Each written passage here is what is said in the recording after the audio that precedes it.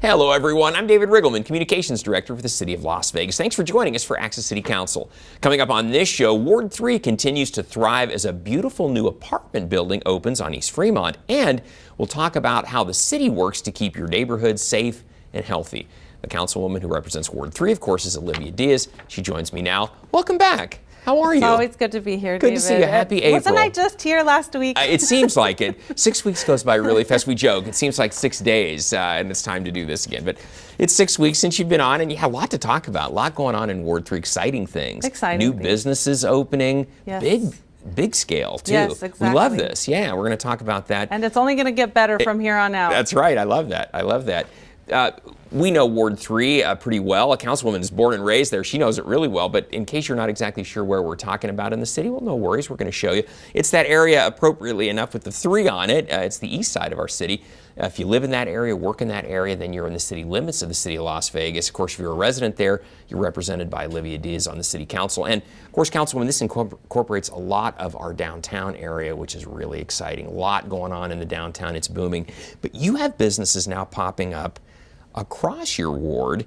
This was really exciting. This is a big scale project. You posted this on Facebook. You said, I was thrilled to be at the grand opening of the new Showboat Park Apartments on East Fremont. Ward 3 continues to thrive, revitalize, and grow. Big deal here. It is a big deal, David, because I remember being onboarded to the city council and Jaycee Bengochea sharing the plans of the project. And then we were a few months into this pandemic last year in June-ish, and I went and I did a tour, and I started to see it come to fruition, and then to go and see it pretty much all come together. Wow, it's just amazing. It's breathtaking, and I love that Jaycee Bengochea and Bentar Development are bringing dignified housing opportunities to our ward. Sometimes we kind of look around and there's not very much new apartments to choose from. And I love where we live because it's very central to the valley. Close to everything, yeah. And you can just hop on the freeway, get to where you need to go, whether it's Henderson or the Strip or even the West Side. I love our location, and especially to the proximity to the downtown and the arts district. And everything going on, So if you are looking for a new apartment, check them out. I mean, it includes the gym, it includes a soccer field, it includes a pool and a children's playground. We saw the playground, we saw the playground too. That's where the old Showboat Hotel used to be. Yes, and that's where all us high schoolers went to bowl, and we sometimes try to get away being there past our curfew, but I love that he memorialized the old Vegas with the naming of the property Showboat Park Apartments. It's a beautiful new place. It's just going to be a nice showcase in that area of the city. Showboat Hotel was a landmark, an icon. A lot of locals went there back in the day, and so the name lives on. That's great. It does. So, a little piece of history preserved there. Good stuff. And then, Councilwoman, that was the other new business, the only new business. You posted this on Facebook. You said, it was an honor to attend the grand opening of the first Island Pacific supermarket in Las Vegas proper. Welcome to Ward 3, Mr. Lim and family. Now, this is a big deal because this is a California chain that is now expanding into Nevada, Yes, right? This is our third location, I believe, in Southern Nevada. The first one in our city jurisdiction. Happy that it's located in Ward 3. Saw a lot of activity on that Friday that we did this ribbon cutting. Congratulations to the Lim family and everyone. You now have a place that has a variety of AAPI products for you, but also seafood. So we know that a lot of us need to have meatless Mondays, or we got to get in the good omegas in our system. So great selection of produce and meats and seafood, and also different Filipino dishes that are right there for you to enjoy. So they do have an area where they already have food that has been prepared and cooked. So if you're in a pinch and you love Filipino food, come by. They're right off of Stewart and Nellis. Stewart and Nellis out in that area of town, east side of Ward 3. And it sounds exciting. It makes me hungry to talk about it. I know, right? And Councilwoman, I love this too. We celebrated Poetry Day with our 3rd Street Poetry Day celebration. If people may not know, we've got a really cool walk in Las Vegas where artists, local poets, have their work etched into the sidewalk, right? Yes, and we took advantage of World Poetry Day to unveil officially all these local poets' work. We have many former poet laureates from the county whose works are inscribed now on our sidewalks. We're going to have to do another follow-up because they're a little light right now, and so we know that we're going to have to engrave them a little bit deeper or make sure that they stand out more. But I was so happy to highlight and showcase our local talent here, and that there's so many creative juices flowing and minds, and for them to know that we as a community value them too, because it's such a, the arts is such a wide variety of offerings. It's not just artistic, visual, but there's also the written word, and how can we keep motivating our young minds to be creative. So if you walk along that 3rd Street corridor and you see people looking down, they're reading probably the poetry along the sidewalks. So there's 10 total poets that were selected whose work was showcased along 3rd Street from, I think it's Gass or Hoover to Charleston. So it's the entire 3rd Street. Yeah, it's really a nice addition. And it's like you say, these are local people that have written these poems, and they're really good. They are. Yeah. They're awesome. So check it out. And again, if you see somebody. I'm glad that our Office of Cultural Affairs here at the city, they were lauded and saying that we were very supportive of our local artists. So we want to continue to be someone who takes art seriously, and we want to eat more art constantly because it's good for the soul. Yeah, our Cultural Affairs office, geez, we've got everything from Rainbow Company to supporting things like this. So it's a wide variety of things, and different music offerings and art, visual arts, etc. So check out one of our community centers or art centers, and we'll impress you. Well, Councilwoman, from sidewalks to the highway, we want to talk about the Downtown Access Project.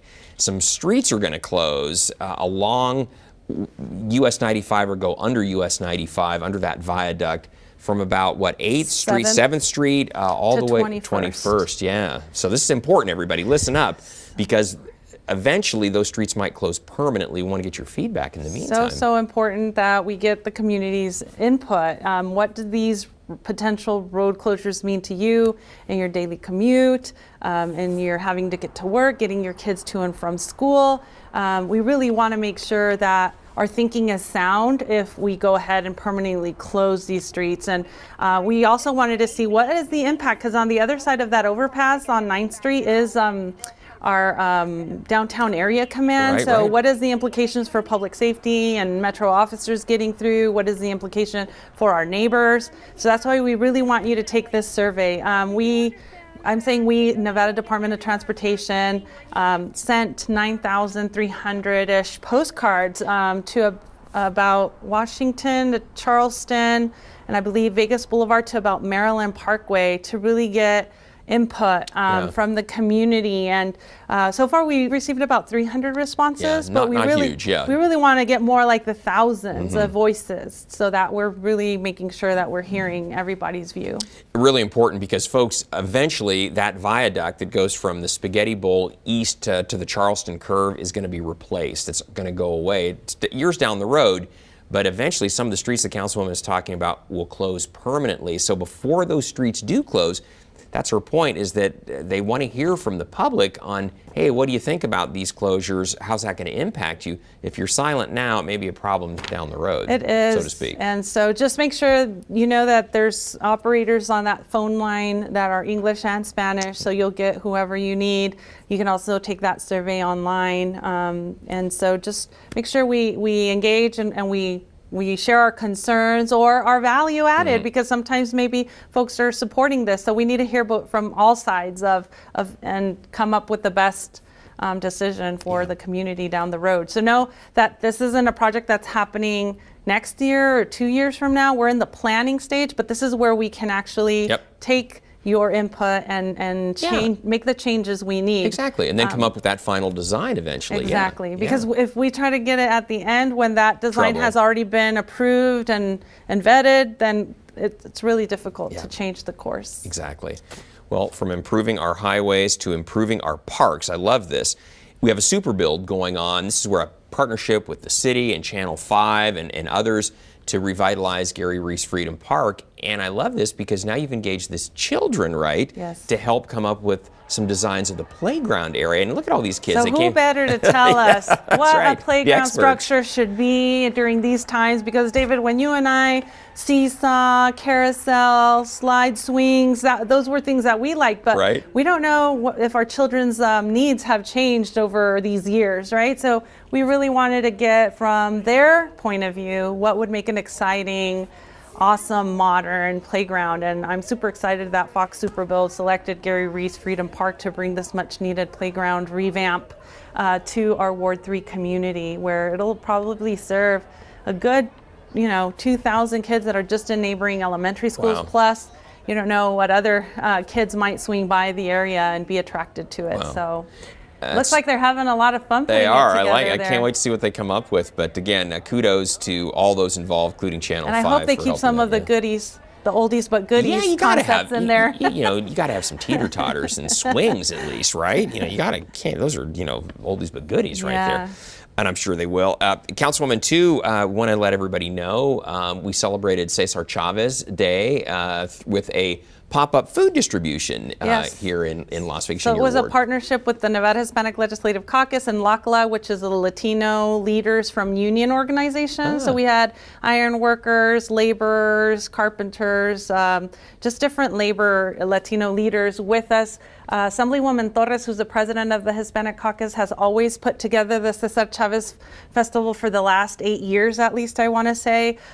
So we wanted to make sure that we didn't go without at least acknowledging Cesar Chavez this year and do a day of service. And we were also so lucky and fortunate that the Culinary Academy supported us with 500 meals to distribute to our community. So that's what we accomplished at the end of the day. We gave them a lot of resources from different other community partners that came out, like Girl Scouts, Southern Nevada, UNLV Minority Health Coalition.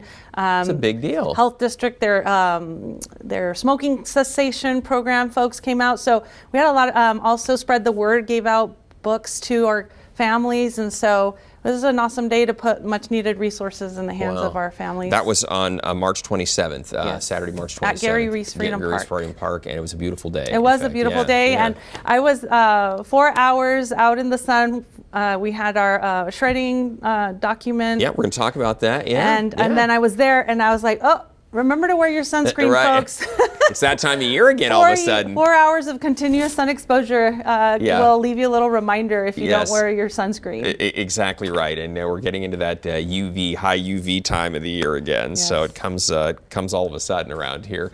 And Councilwoman, I love this too. You posted this on Facebook. You said, wow, what an amazing morning I spent with Ward 3 and Get Outdoors Nevada volunteers cleaning and beautifying Gary Reese Freedom Park. Speaking of the park, together we planted 18 new trees and cleaned up our beautiful open space. That's awesome. So we're being proactive. Not only will we get our new playground equipment by the end of May, but we added 18 trees to Gary Reese Freedom Park. And it was so great to see the youth involved, David. Like, they were out there with their shovels, with their pickers for the micro trash, and there we are just trying to give our parks some much needed TLC, because they are the spaces we're feeling the most comfortable in going to these days, because it's in an open space. You don't have to worry about COVID so much, and it's nice to just get your sun, right? Just kind of get your sun bath there. I'm impressed that you don't really seem to relax much on the weekends. You're out working and working and working, That's when the good work can be done. You are never letting any grass grow under your feet,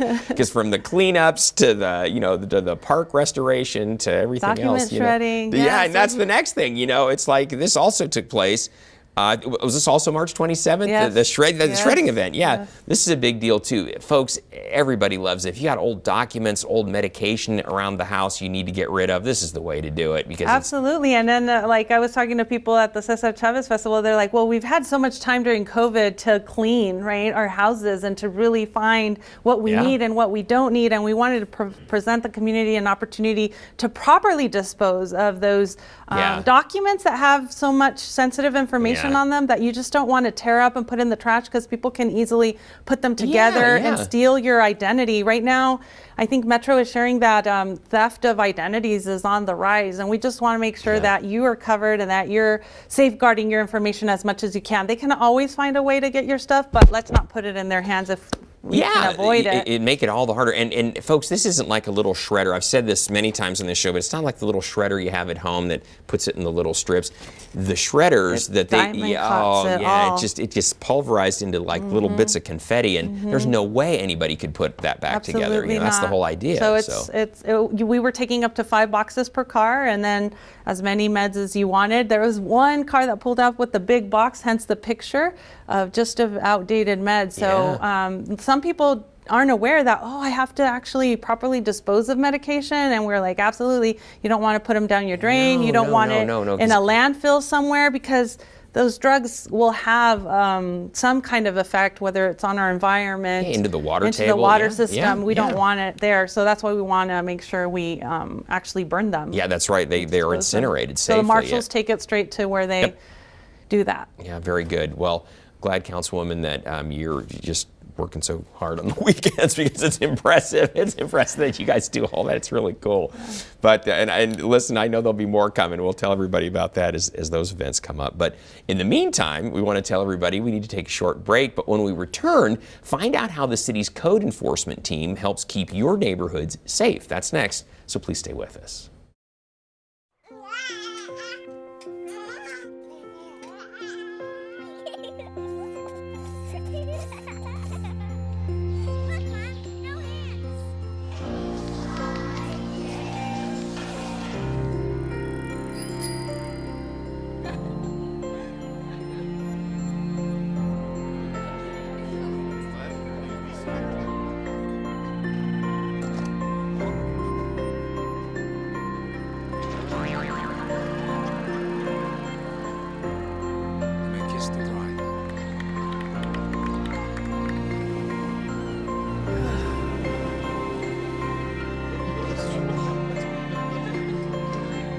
A full life, measured in seats, starts with the right ones early on.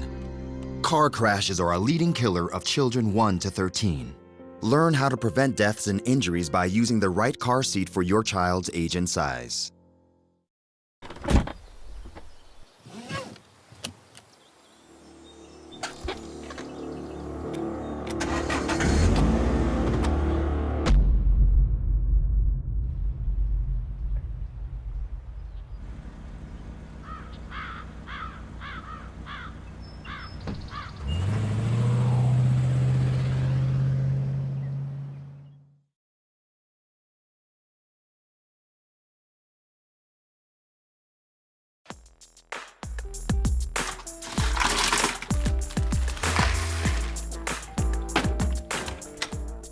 Thank you.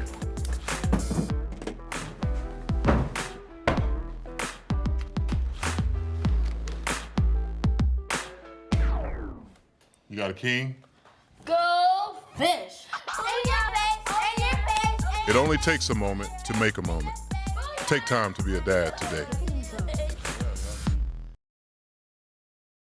Welcome back, everyone. City code enforcement officers work throughout neighborhoods in the city to provide a safe environment and to protect our residents. The city enforces building, zoning, housing, environmental nuisance, and other codes and ordinances. With us today to tell us more about how the city does all this is City Code Enforcement Manager Vicki Ozuna. Vicki, thanks so much for being here. We really appreciate it. I know you're a very busy person, as always, you and your team. And Councilwoman, I know this is important because you just did a ride-along recently with Vicki and her folks, right? I did. Just a week or so ago, we all hopped in a van. And we went to the northeast part of my ward, and they were pointing out I got to meet an actual code enforcement officer that's on the beat in my ward, and they were pointing out things that are concerns for us in terms of code violations, but most importantly in keeping our residents safe. And so, Vicki, I would want you to just kind of tell folks what is the role of the code enforcement. Sometimes when it comes to my office, it's not usually understood that we really want to be proactive in saving lives and avoiding terrible situations. So can you speak to the role that code enforcement plays here to keep us safe as a community? Yeah, code enforcement, our role is to respond to citizen complaints that result from maybe a neighbor, building something in their backyard that they shouldn't be building, or Maybe they're having issues or don't know where to park their vehicles on the property. And so my staff go out and they try and educate the property owners as to what they can and cannot do with their property. The City of Las Vegas does have property maintenance codes that require people to park in certain areas of the property, not park on dirt, not park on rocks. They need to park on cement, and that's really for environmental concerns. The other issues that we address are, related to refuse, waste, outside storage, things that tend to make our neighborhoods, it may give them visually a not nice look. And so we like to try and help people realize, hey, you might want to keep your trash cans behind the front of your house. Don't leave them out in front of your garage. Don't leave them out by the street. Remove them properly and timely. And the same thing with their, outside storage and stuff like that. For the most part, most people they're unaware, and so it's the officer's role to educate people and let them know what the requirements are. And Vicki, I think that you hit on something very important. I know as councilwoman, and I really want to make sure that people understand. People might hear, oh, the dreaded code enforcement officer is coming. He or she's coming to cite me, coming to give me a fine. And really, our goal is to get people to comply, not to cite a bunch of people, right? Correct. The officers, their role really is to educate and try to explain to people why they need to bring their property into compliance. 9 times out of 10, it starts off with a correction notice, which is just a notice telling you what you need to correct, how you need to correct it. And the officers we're more than willing to work with you to give you more time if that's what's needed to bring your property into compliance. It's really just, we're there to assist you and sometimes even help you find assistance if you're unable to do it yourself. In regards to citations, I can honestly say we haven't issued a criminal citation in at least 4 or 5 years, and that's because we have a civil process. And for those people who decide not to comply, then at some point, yes, you may receive a civil penalty from us. Yeah. But for the most part, the officers, they're allowed to work with you on giving extensions of time, helping you work through the permit process if you've built something that needs a permit, and or going through zoning to get a variance to have a structure maybe in your setback area that you didn't realize that you built and that was a problem.